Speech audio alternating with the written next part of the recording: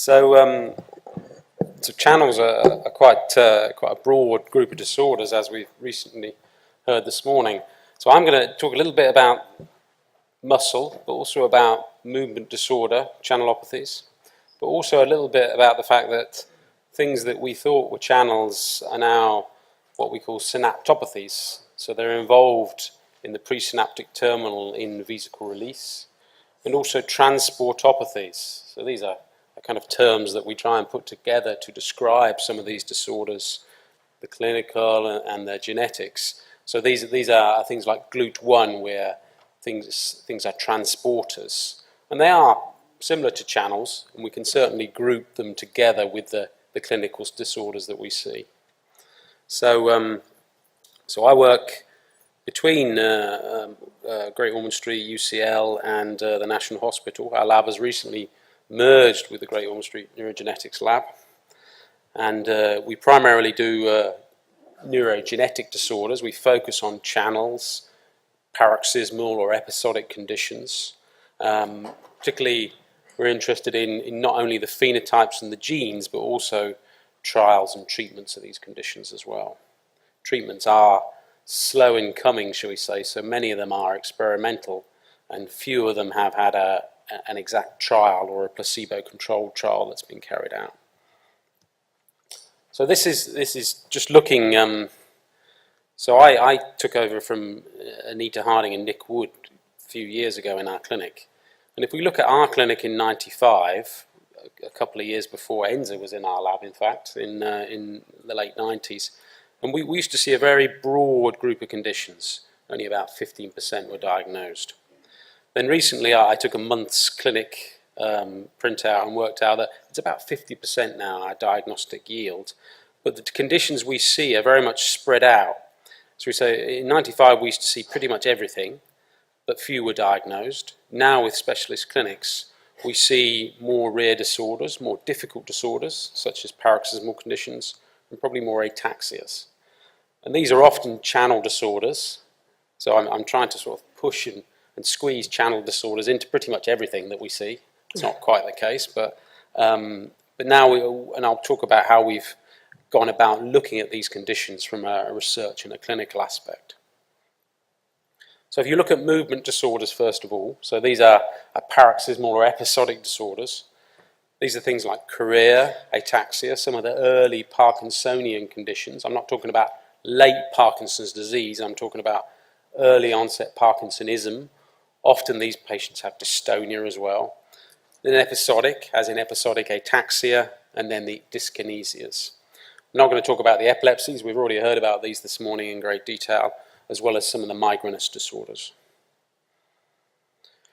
So we set about looking at all of our conditions in our clinic, mainly focusing on the rare conditions, on the episodic, things like the paroxysmal, muscle, pain disorders, episodic ataxias, dyskinesias.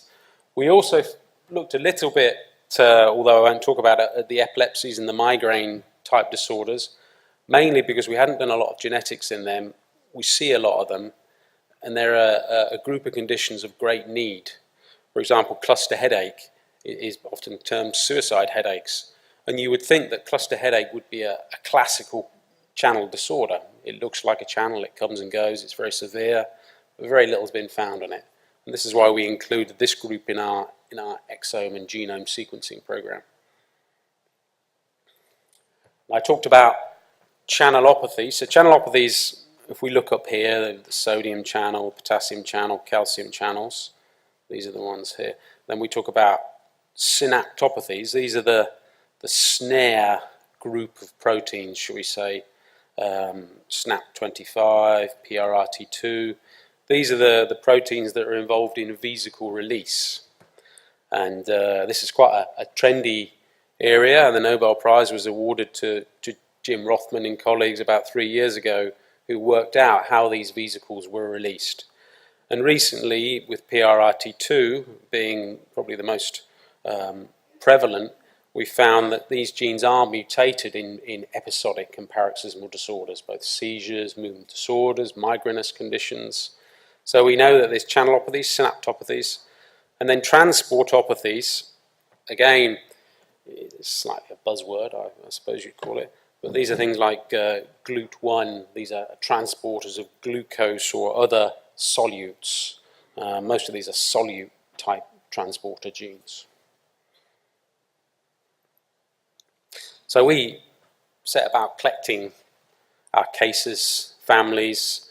Some had mixed phenotype, recessive, de novo, dominant, mainly to look at known genes, new genes, and then to put it through collaborators in our institute to look at biophysics, circuits, and biochemistry to try and prove some of these mutations.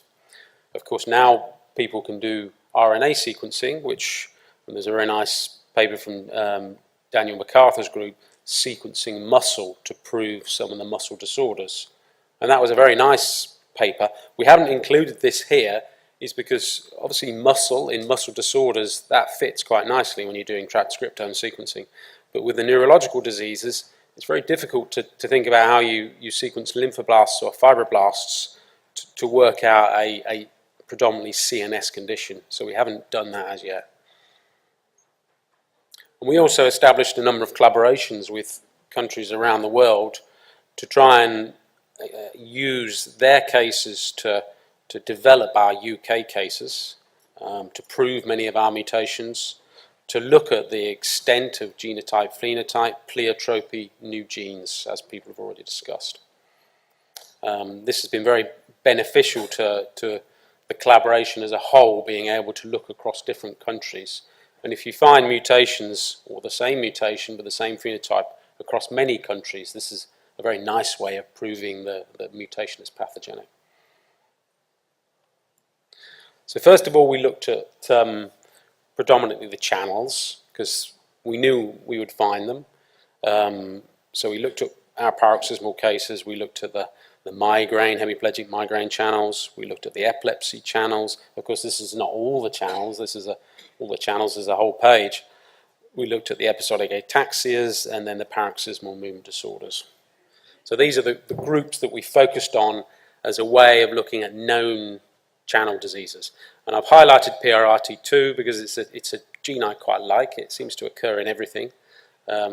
We have some nice mutations, and I think Renzo has also some plenty of experience here with this gene. So it's quite, I suppose, a pleiotropic channel. And this is our initial finding from looking at the channelopathies in our episodic ataxias. So these are patients predominantly that have an ataxia that comes and goes. Some of them have a background ataxia where you may see the patient and they give a history of having episodes, but then you examine them and they have a poor gait, they're a little bit ataxic, or they have slightly jerky pursuit that really fits a background ataxia. And pretty much we picked up 40% of these families using mainly exome sequencing. Some of them looked at them with large panels, but we found large panels quite effective, but we used a combination of the two. And the commonest was CACNA1A. Again, I'm afraid it hasn't shown up some of the highlights, but this shows the different phenotypes. The main phenotype with the CACNA1A was ataxia. Often we saw patients with migraine episodes, sometimes patients had seizures. Some of the patients we would see and we would think, well, there's not a whole lot wrong with this patient until you actually examine the patient, and then you would usually pull out some eye signs. Very few of the CACNA1A patients I have ever seen that don't have eye signs at the side of the bed when you first see the patient. And some of them, the attacks are very infrequent, but they always have a background ataxia, as opposed to a potassium channel, KCNA1, where these patients almost are pretty normal in between attacks, but then when they do have an attack, often it's much worse than the CACNA1A attacks. And this is the girl at the bottom she's pretty normal apart from the attacks, but when you look at her eyes, she's always got this jerky pursuit. In the neutral position, she's got this very mild opsoclonus of her eyes, and she's poor on her gait as well. And this is CACNA1A, huge gene. We found mutations across the gene, and as I said before, occasional migraine, nausea, sometimes gaze-evoked nystagmus when you see these patients. So I think this just pulls out how it's still very, even though we do exome and we can predict that channels will be important, you have to examine the patient. It's very important. And video if you can as well. If you have time in clinic, I think video is extremely important. And this is, so the CACNA1A is a large channel gene, but also SCAR6 is a repeat within that gene. And we saw quite similar overlap. You look at this lady on the left here, she's later onset, and she's quite similar to that young girl. She just presented with blurred vision and double vision. And it wasn't until we examined her that we saw this jerky pursuit gaze-evoked nystagmus in her eyes. And she wasn't great on her gait. Whereas the other chap we'd been seeing for years, he's now wheelchair-bound, dysarthric, and very severely affected. But also, the reason I put the ages of onset here, so this is an expansion in the CACNA1A gene. The ages of onset are different, even though that these two have exactly the same repeat length. So that you can see, even in conditions that are thought to be very fully penetrant, you can see variation in the age of onset. And that's something that Renzo talked about earlier. You do see in these channelopathies quite a large degree of penetrance or expressivity of the gene. And that's quite common in channel disorders. It's quite common in episodic disorders in general. So it's always very important to take a nice family tree, because you'll often see the parents are unaffected perhaps, but they're carriers of that gene. So that's a very important thing to do. Okay, so we saw the episodic ataxias. Now, the other thing we looked at was the episodic dyskinesias. So these are different to ataxia. These are dyskinetic, often writhing, often you can mistake it for choreiform type movements. Sometimes they respond to some of the drugs, sometimes carbamazepine, some of the anti-epileptics can help these patients, can treat these patients. We had a large group, and again, what we saw was PRRT2 in the predominant number of cases. PRRT2, GLUT1, and PNKD. If you take those three genes, you'll pretty much get a very good hit rate in a clearly episodic dyskinetic patient. You have to be a little bit careful, because these patients here that we screened, we excluded acquired causes. And you have to be careful of acquired causes such as MS, such as functional illness, because they can often mimic these patients. So you have to investigate them carefully before genetically testing them. So just PRRT2 here is a huge number of mutations previously found, and the recent ones that we found. It's a small gene, so I think it's always anybody with an episodic movement disorder as well as the episodic ataxias, this is important to screen. So we talked about the sort of the commoner movement disorders, so the episodic ataxias and dyskinesias. Now we'll just look at some videos. I didn't mention Huntington's disease, but this is not a channel, but it's a common one to see, and it's a common one to test as well. So in many of the episodic ataxias and dyskinesias, they'd already been tested for Huntington's disease. Just because if you're not an expert clinician, it's something easy to miss. It's something easy to test for. And I think you should always consider Huntington's disease.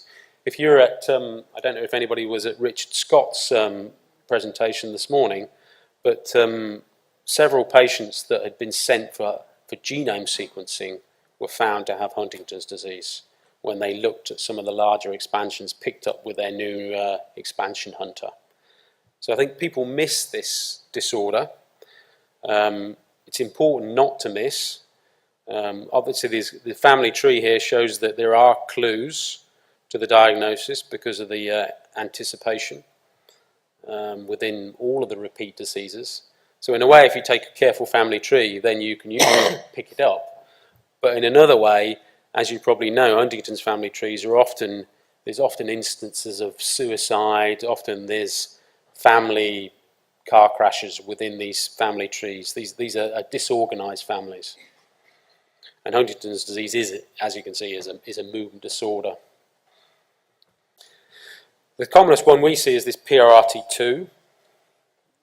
Again, videos are very helpful, but these are patients that have abrupt episodes of dystonia, as you can see in his left hand, often hundreds of times in a day, lasting a few seconds.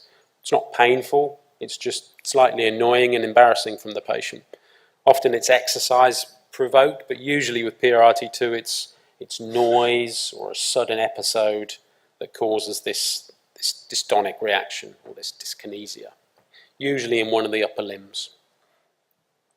Some of these patients have more of a profound effect. This guy down the bottom, he has episodic dyskinesia, but he also has some functional overlay as well. And you'll often get these people that lie on the floor and do this. I mean, he does have the dyskinesia, but functional illness often goes together, and you can be caught out, and that's why it's very important to assess them. And then if we take this patient here, I mean, he's completely functional. As you can see, it's not particularly episodic, it's rhythmical, and it's very important to exclude these patients, because giving them carbamazepine and genetically testing them is not going to help them. And you'll find many specialist neurology clinics are full of these patients. So then we go on to some of the rarer genes that we picked up. So we looked at the episodic ataxias, dyskinesias. We also picked up a number of interesting choreiform illness with this benign hereditary chorea in the mother and the child. Again, video in these patients is quite nice. And you can tell this patient had been tested for Huntington's disease many times during their clinical visits. But they remain cognitively normal. It hasn't really progressed. No treatments really help this patient, but in a way it's just a slightly annoying and embarrassing phenotype for them. If we take the PD10A, it's a little bit more extreme. Some of the movements are more myoclonic in flavour. And then if we go to the older lady with PDA10A, she's got some dystonia around her mouth in a kind of an oral facial dystonia, if we see her mouth. Yeah, you can see her tongue and mouth. So again, that shows more of a dystonic-like picture. And then if we go down here, this was one that was published in Neurology. ADCY5 is more myoclonic and more cognitive in flavour. You can see this when she walks, very much more jerky in her phenotype. And we also found new genes as well. This is a new, unfortunately the video is done on my iPhone, which always flips them round 90 degrees, which is annoying, but it's basically a dystonic spastic ataxia. And she used to have episodes that used to fluctuate dramatically. But interestingly, this gene here is a gene that's expressed very much in early ages. So she's now plateaued, which we like to think is related to the expression of the gene. But we picked up a number of new genes as well. And then just looking, we talked about pleiotropy. So we saw this in some of the episodic, or should we say, myoclonic ataxias, such as the SCAR-BP2 and the prickle.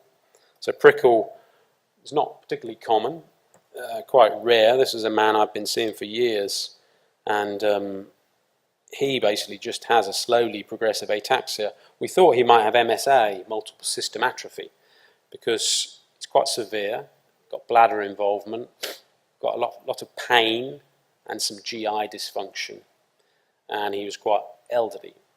But his disease was quite slow in its progression. Patients with multiple system atrophy die very quickly. We're talking 5-7 years, and you usually see them when they're 2 or 3 years into the illness. So he was unusual, slowly progressive, cerebellar atrophy, didn't really do anything more, and this is why we screened him with an exome that picked up a prickle mutation, which just shows that prickle can cause early onset myoclonic ataxia as well as a slowly progressive late onset ataxia. And the lady on the left with SCAR-BP2 has got more of a myoclonic ataxia flavour. she got quite an unusual mutation, and she progressed quite slowly. This probably reflects the population that I see. I see more teenager and adults as compared to some neurologists that probably see more children. And this is an example of a GOSR2 patient with a myoclonic ataxia. So I won't. And then another calcium-related gene was this calpain-1. So we included this patient because in our synaptopathies and channelopathies research and screening, because she was undiagnosed. She had a very fluctuating ataxia with severe eye signs. She's got dysarthria. If we go forward, you can see her eye signs. She's got nice upbeat nystagmus there in the neutral position of her eyes. It's gaze evoked, predominantly vertical, a little bit of horizontal. She's very poor on her gait, and she's now progressed into more of a background ataxia, whereas in the early stages she was pretty able to do most things apart from when she had episodes of these problems. So this was a recessive family, and we used conventional genetics and sequencing to identify this. We didn't use exam on this patient. Cerebellar ataxia, and she had an interesting in-frame insertion that blocked the active site of this gene. So that was quite nice. But what was particularly nice is there was a dog with a mutation in this gene, and the dog is ataxic. This is a Parsons Russell Terrier, and he's ataxic, which is quite nice. And then we recently found a cat with a mutation as well, which is quite nice. We'd love to get brain and fibroblasts from these animals, but the owners are very attached to their animals, you'll find, which is maybe a shame. But and then the other channels we found, this is a synaptopathy, VAMP1, and this is quite an interesting story because mice with VAMP1 knockout usually die just after birth. They don't live. And we have these children with more of a myasthenic syndrome and a proximal myopathy. So there's two siblings from Kuwait that were seen at Great Ormond Street, and they were hypertonic. They had increment on repetitive stimulation, and then we sequenced them, and they had a basically novel loss of function mutation in the VAMP1 gene. And the VAMP1 is very important because if you look at the VAMP1 in the presynaptic terminal, VAMP1 is involved in almost reeling in the vesicle and allowing the vesicle to dock with the presynaptic membrane to release these the cargo. And so it's crucial to the snare vesicle delivery complex. And so we were quite excited by that because we thought this is another snare gene associated with an episodic disorder. And if we looked at the video of this child, she's quite myopathic, quite floppy, hypertonic. But the one thing is that they're living in their childhood days. They're not doing too bad. So slightly different to the mouse. So there is some redundancy in the human that allows these children to live as compared with the mice. And we picked up another family from Israel, and now I was talking to a pediatric neurologist from Guy's, and she's also found the VAMP1 loss of function mutations in a further 2 families. So it's not that rare, and I think there's more out there, and perhaps people have seen VAMP1 mutations and thought, well, I'm not quite sure I believe it because it is so detrimental in the mouse. But I mean, these are interesting things that come along. And then there are other families that we haven't got to the bottom of, such as the paroxysmal torticollis children that we see. We've sequenced them. We haven't found any of these changes. We think it's going to be a channel or a synaptopathy, and we haven't seen these. And also some of the alternating hemiplegia that are negative for the ATP genes.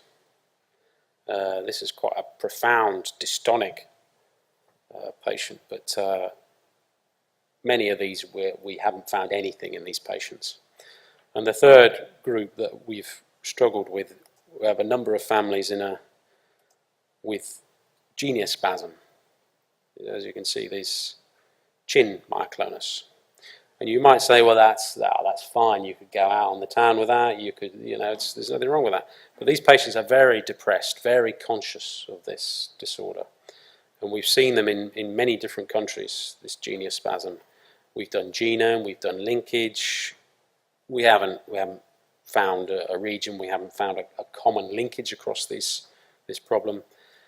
I mean, the question is whether there is some learned behaviour, as in many of the dystonias, phenocopies within the family that have skewed our linkage, that have made us look in the wrong place is a possibility, but this is clearly a dominant condition, but we haven't found it yet. So this is something that we're keen to look further.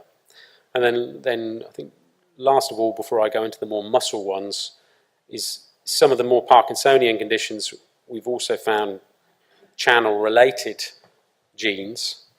And again, these are very rare families, but I think they help us to understand these Parkinsonian dystonias, although we haven't got any effective treatments for them yet. So I'll just scoot ahead and we'll just think about, so they were more movement disorders, focusing on channels, the presynaptic terminal. But then if we take it a bit further and we look at how nerves communicate with muscle, there's a number of channels in the muscle T-tubule that are involved in depolarization, repolarization. These are predominantly chloride, sodium, calcium channels, potassium channels. And so dysfunction of these channels causes problems with the muscle membrane. They can be genetic, they can be acquired, as in autoimmune. Usually they're episodic. You can measure them, and in terms of their frequency, they're probably about the same frequency as the movement disorders, the episodic paroxysmal movement disorders we see. We're probably, in terms of frequency in numbers, 1 or 2 per 100,000, but they're quite straightforward to diagnose. So the movement disorders we need to video, whereas I think the muscle disorders are easier to take from the history. You don't really need to video these conditions so much. The main two are really paralysis, weak, paralyzed muscles, or myotonic.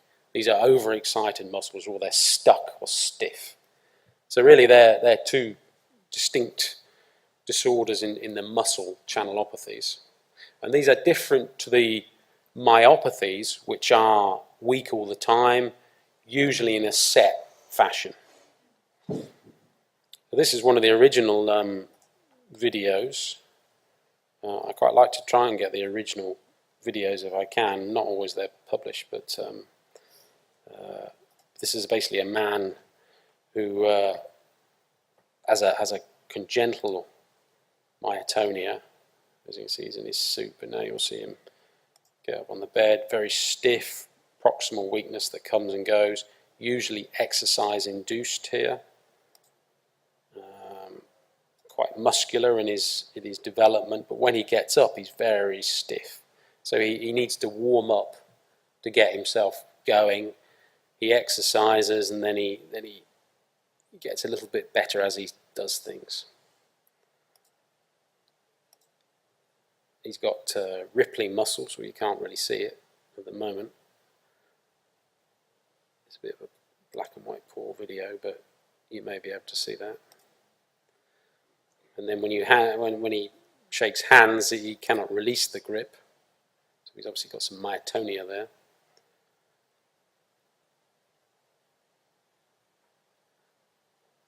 So, although he's got large muscles, he's not particularly strong. And then he has difficulty with speech because of the myotonia and the muscle problems. So this is in humans. He can't lift his arms up. A lot of them have muscle weakness and fixed contractions in some of these myotonias as well. This is in humans, but we also see it in a number of different animal models. Mostly they have chloride channel mutations.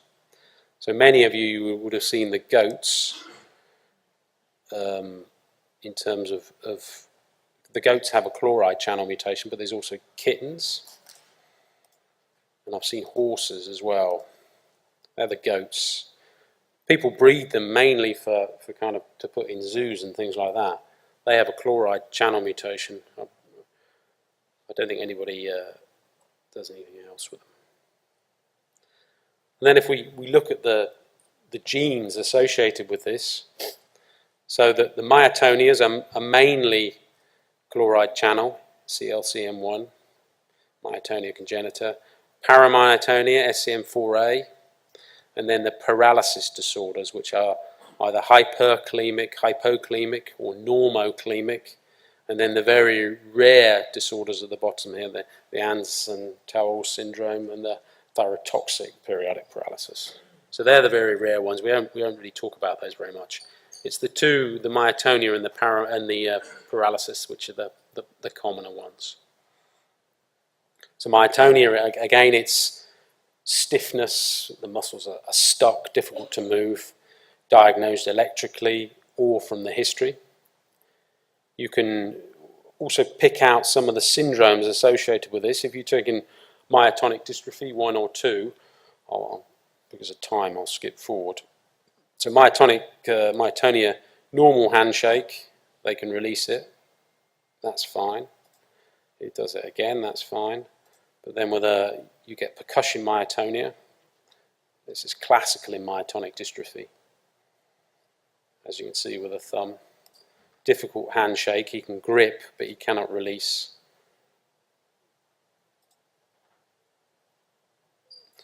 So these are patients often family history, often frontal boarding, heart problems, often weakness. Usually they have problems cognitively late on and sleep problems. You get myotonia of the tongue with this dimpling. We're not allowed to really hit tongues anymore. You usually don't do that, but it is interesting when you do it. And then they also have problems. This lady's dorsiflexing her feet, as you can see. But then when she tries to relax it, she can't relax it. So she's now tries to relax, and she can't because of the myotonia. So her toes are up, and it takes her a good minute or two to slowly relax that. And then this boy at the bottom here is a good example of how he presents. This is an examination video of how to examine him. Basically, he's a classical example of where the grandchild has the full house of myotonic symptoms and signs, whereas the mother and the grandmother are mild. This little boy has more of a ptosis type, ptosis, intellectual problems, weakness. He's got the full house of myotonic problems. The myotonia congenita, we'll quickly talk about a couple of these genes. CLCM1, commonest gene, loss of function, recessive or dominant. Quite easy to screen for. And what we do in our lab is we have a number of mutations that we know are pathogenic, but any that are questionable, we do electrophysiology on the channel itself. You can either use hex cells or express it in oocytes, so you can prove it. And I think that's the beauty of a channel. If you have a questionable mutation, you can then look at it with electrophysiology. Of course, it takes some effort, but I think, you know, if you're going to take this further, and if patients are going to request prenatal or PGD, you have to be pretty sure that these mutations are pathogenic.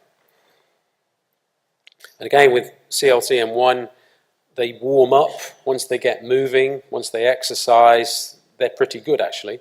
Often you can't see a difference between them and somebody, a normal patient, once they get going. Stiff muscles again, difficulty in starting, usually legs more than arms, and occasionally they have these transient episodes of weakness.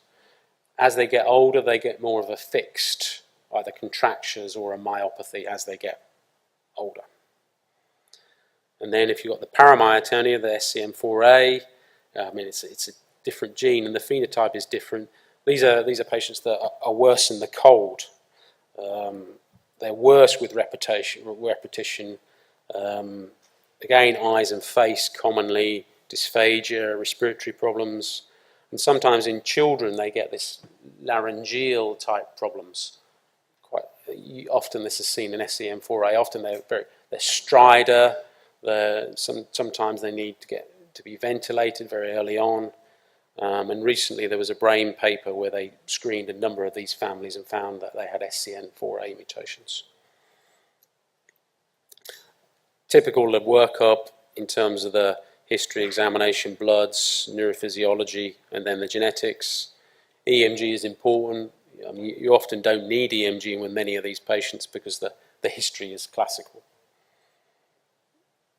And then management, sometimes temperature, food, exercise can also all precipitate these problems. So there's things to avoid. But also there are some sodium blockers that are helpful in certain genes. You have to be a bit careful, and I think I would only give drugs like mexiletine to genetically proven CLCM1 or SCM4 patients, but it has been shown to be effective. People worry about mexiletine because of its perhaps cardiac side effects, but we found it relatively safe and relatively effective when there was a trial. So we carried out a trial a couple of years ago, and it's certainly a drug that I would give to my patients with this. It's reasonably safe long term, and I think it can be partially beneficial. Of course, a lot of patients get pain as well with the myotonia. Some of them have problems with anesthetics, so you have to be a little bit careful in terms of what anesthetic agent you use. Sometimes it's difficult to intubate them. They have these myotonic crises, and sometimes you need to treat them with more faster acting sodium blockers such as lignocaine or lidocaine. Pregnancy, I mean the fertility is normal, but usually they get worse when they're pregnant or just after pregnancy. So these are high risk deliveries. Sometimes if the baby's affected, it may have symptoms as well. So you have to be a bit careful of the anesthetic, careful of the baby. Of course they can push, they can have a normal delivery. You just have to be a little bit cautious. They do need an emergency section. And then I mentioned the neonatal hypotonia and the laryngeal problems with the sodium channel. And then periodic paralysis I'll quickly go through because I've only got 2 minutes left on the clock. But basically, periodic paralysis, sudden attacks of paralysis. Often they have a myopathy as well. Sometimes they have a cardiac problem. Hyperkalemic, normokalemic, hypokalemic. And again, they're predominantly sodium channel, but can be calcium channel or potassium channel. These are very rare syndromes. So in terms of the types of periodic paralysis, you get the hyperkalemic, hypokalemic, and they differ in terms of their clinical phenotypes slightly, and also in the genes as well. I mean, the hypokalemic carbohydrates precipitate them. Often they happen at night or early in the morning. Sometimes they wake up and they have paralysis. And then the very rare disorders, this Anderson-Tawil syndrome, again, often have cardiac features and unusual face, slightly low-set ears, and I've not seen abnormal hands like this, but I mean this is reported. We've only have about I think 2 or 3 patients with this in our group, and again treatment of the paralysis is really trying to avoid certain things such as temperature, food, exercise, and if they're hypokalemic or hyperkalemic, it's really going to be Diamox or acetazolamide, and then diuretics or potassium supplements to try and avoid the patient becoming hypokalemic or hyperkalemic. Diamox is not particularly effective in these patients. You give it because you've got very few options. And in many of these patients, it's like the patients with episodic ataxia. We give them Diamox, and in fact we give many of them Diamox, acetazolamide. It's just because we haven't got anything else to give. Flunarizine is very expensive and not effective. Some of the other drugs are incredibly expensive in the UK, such as the 4-aminopyridine, which is hundreds of thousands of pounds because some drug companies brought it and the patents were expensive. So we have few options here. Good. I thank you very much, and that's all I have.